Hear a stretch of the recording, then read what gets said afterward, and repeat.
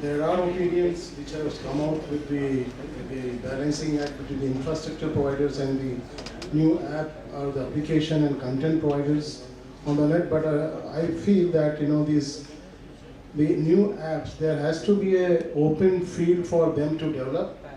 Unless we encourage the innovators, the new players, because if we end with the WhatsApp and the other thing, that should not be the end of the goal for any kind of development. Otherwise, what will happen that there should be innovation coming up from the telcos, that so that voice over IP and WhatsApp kind of things should be developed within the country, so that there is a newer and newer challenges in the telecom sector and in the application sector of the internet, and there should not be a arbitrage what is there presently in the system. And having said that, at the same time there has to be a kind of, the technology is different. The WhatsApp technology and the voice technologies are, one is on the circuit switch network kind of thing, another is on the packet switching. So the licensing part has to be seen in that perspective, and so that there is a win-win situation for both kind of players, infrastructure as well as for the innovators and the startup industries and all that.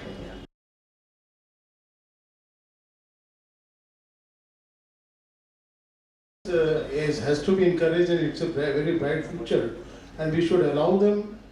Keeping the net neutrality is there, but we have to see that how the new SME sector are flourishing in the country from the point of view and taking the new innovative way of applications on the net, not harping on the age-old infrastructural things and those kind of aspects, but newer and newer applications if they can develop on the data and application layer, so that there is a opportunity for many of them to come forward in the application side. And as you said that WhatsApp started with a small business, but today it is one of the biggest entities in the globally, which is disrupting all kinds of businesses and all.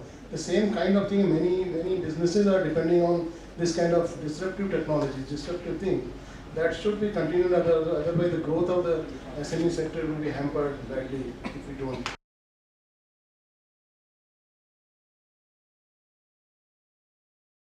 They are already contributing to the economy, the GDP of the country, but the need of the hour is to see that what are the new technologies, the adoption of those technologies, like Internet of Things, Internet of Everything. I think there's a great opportunity lying there, out there.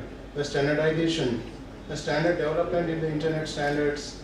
And there are other areas where the SMEs can contribute from the point of view of adoption of these, integration of the technologies. How you said that WhatsApp giving rise to from writing on the infrastructure and all those kind of things. Similarly, they can. It's a one kind of technology. And there is a search engine like Google is there, but there is no local language search engines available today. Why not in Bangla, Tamil, Hindi? Create our own search engines in the country so that we can equip our needs from the local needs, local restaurants, local languages, contents, and all those kind of things. So there's a huge opportunity. I will say that like Baidu is developed by China.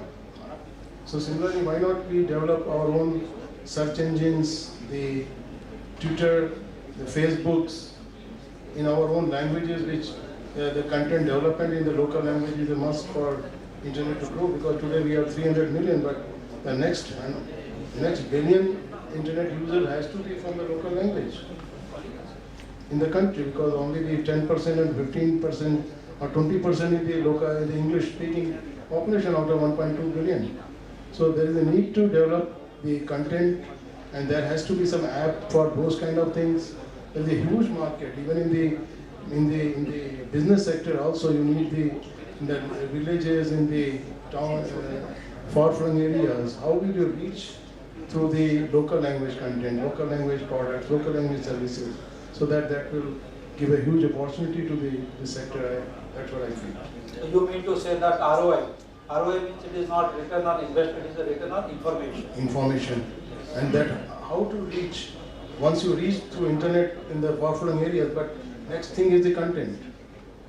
what are the applications you are going to provide to them, to the villagers, in their local language? What are the applications you are not the citizen, you know, but what kind of thing you can provide to them in that place?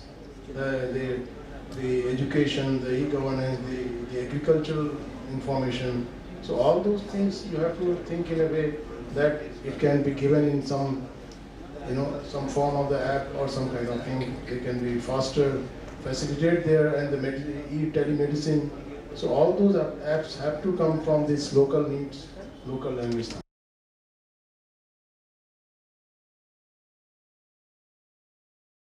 Company perspective, the .in domain, because you need a presence in the cyberspace, we are there to help out the SME sector in registering the domain names and tying up with them for any kind of, you know, advantages they want to have it. The other point is today it's a technological era.